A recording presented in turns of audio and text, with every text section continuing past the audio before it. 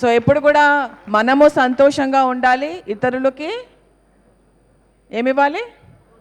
సంతోషాన్ని ఇవ్వాలి. సంతోషానికి తప్పితే ఇంకేమి ఇవ్వకూడదు. ఆనందాన్ని ఇవ్వాలి, సంతోషాన్ని ఇవ్వాలి, జాయ్ని ఇవ్వాలి, మన ఆత్మ సౌందర్యాన్ని అందరికీ పంచాలి.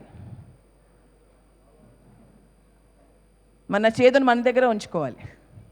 మన ఆత్మ సౌందర్యాన్ని మాత్రమే పంచాలి. మన నవ్వుని పంచాలి, మన కృతజ్ఞత భావాన్ని పంచాలి, మన ఎన్లైటన్మెంట్ని మనకు పంచాలి, మన జ్ఞానాన్ని మనం పంచాలి. ఆ పంచే దిశల్లో నేను ఒక 2 విషయాలు ఖచ్చితంగా మాట్లాడాలనుకున్నాను ఇవాళ. ఒకటి ఏంటంటే 3 concept: energy, blessings, healing. Energy, blessings, healing. Okay? ఎవ్వరు కూడా ఎవరికి ఎనర్జీ ఇవ్వరు. ఎవరికి వారు ఎనర్జీ సృష్టించుకోవాలి. ముట్టుకుంటే ఎనర్జీ వస్తుంది, అది చేస్తే ఎనర్జీ వస్తుంది. నో. ఆ ఒక ఎన్లైటెండ్ మాస్టరు ప్రత్యక్షంగా ఉన్న ఆ ప్రెజెన్స్లో ఉన్నప్పుడు ఆ ఎనర్జీ మనం ఫీల్ అయ్యి, ఆ ప్రశాంతతను మనం ఫీల్ అయ్యి, ఇంటికి వెళ్ళా కూడా ఆ ప్రశాంతతని మనకి మనం అది పెంచుకోవాల్సిందే. సో ఎవరికి ఎనర్జీ ఇవ్వరు. ఎవరి ఎనర్జీని వాళ్ళే సృష్టించుకోండి. ఉద్ధరదాత్మనాత్మానం, you create your own reality. నిన్ను నువ్వే ఉద్ధరించుకో అని పత్రిజీ అన్నారు. అవునా కదా? మనం నా మీద ఆధారపడు, వాళ్ళ మీద ఆధారపడు అని అన్నారా? దేనికైనా అనలా. ఎవరి మీద ఆధారపడాలి? మన మీదే మనం ఆధారపడి, మన ధ్యానంతో మనం ఎనర్జీ సంపాదించుకుని, మన ఆనందాన్ని మనమే పొందుకుని అందరితో పంచుకోవాలి. ఫస్ట్ ఏంటి? ఎనర్జీ. సెకండ్ ఏంటి? బ్లెస్సింగ్స్, ఆశీర్వాదం. కాన్సెప్టే లేదు పిఎస్ఎస్ఎంలో. అసలు కాన్సెప్టే లేదు పిఎస్ఎస్ఎంలో. నో బ్లెస్సింగ్స్, నో ఆశీర్వాదం.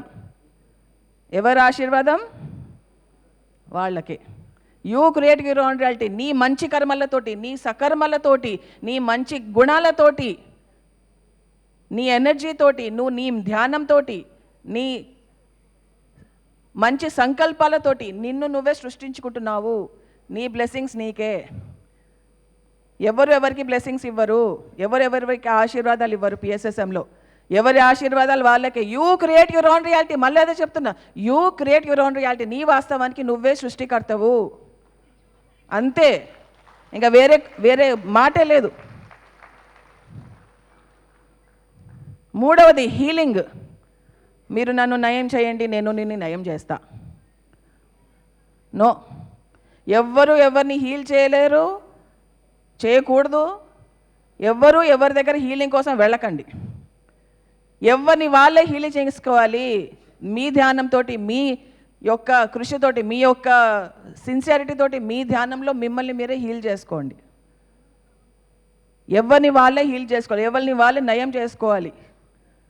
Be your own doctor. Be your own doctor. ఆ డాక్టర్ని మనకి మనమే అవ్వాలి. సో ఎవరిని వారే ఉద్ధరించుకోవాలి. You create your own reality. నీ వాస్తవానికి నువ్వే సృష్టికర్తవు. యద్భావం తద్భవతి. అప్పో దీపో భవ. ఎన్ని రకాలుగా చెప్పారు ఆయన? చెప్పారా లేదా? చెప్పలేదా? మరి సో ఎవరి ఎనర్జీని వారే సృష్టించుకోవాలి, ఎవరికి వాళ్ళే ఆశీర్వాదం ఇచ్చుకోవాలి, ఎవరిని వాళ్ళే హీలింగ్ చేసుకోవాలి, ఎవరిని వారే ఉద్ధరించుకోవాలి. సో ఈ కాన్సెప్ట్లే లేవు పిఎస్ఎస్ఎంలో. ఓకే, ఇదొకటి ఇంపార్టెంట్ పాయింట్ అని చెప్దాం అనుకున్నాం. ఎందుకంటే ఈ మధ్య చాలా వస్తుంది, అది క్లారిఫై చేయాలి. ఓకే, సో సెకండ్ థింగ్ ఏంటంటే మనకి ఏఐ టెక్నాలజీ వచ్చింది. ఏఐ టెక్నాలజీ వచ్చినప్పటి నుంచి చాలా క్రియేటివిటీ పెరిగిపోయింది, వండర్ఫుల్ క్రియేటివిటీ. కానీ నేను ఒకటి అందరికీ రిక్వెస్ట్ అనుకోండి, ఆర్డర్ అనుకోండి, డిమాండ్ అనుకోండి, రూల్ అనుకోండి, పత్రిజీ ఫేస్ని మాత్రం ఎటువంటి పరిస్థితుల్లో మార్చకండి.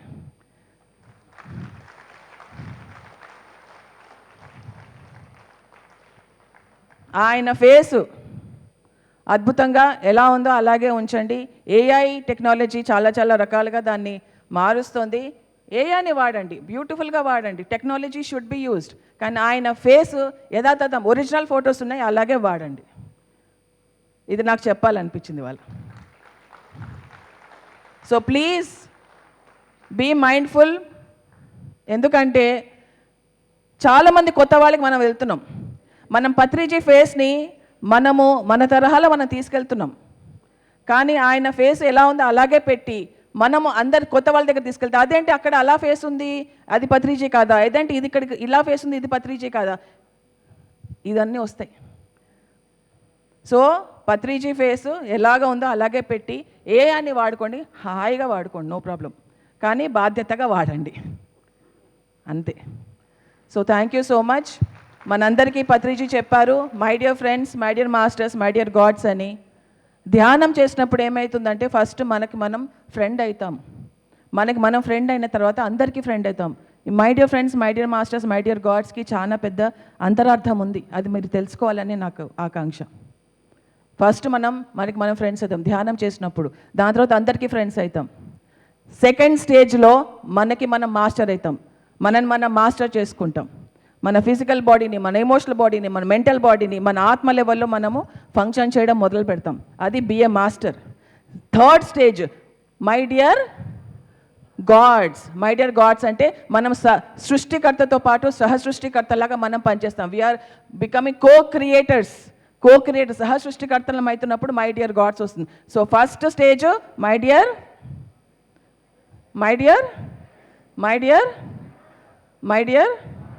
సో ఫస్ట్ మీకు మీ ఫ్రెండ్స్ అవ్వండి, అందరికీ ఫ్రెండ్షిప్ వాల్యూ తెలపండి.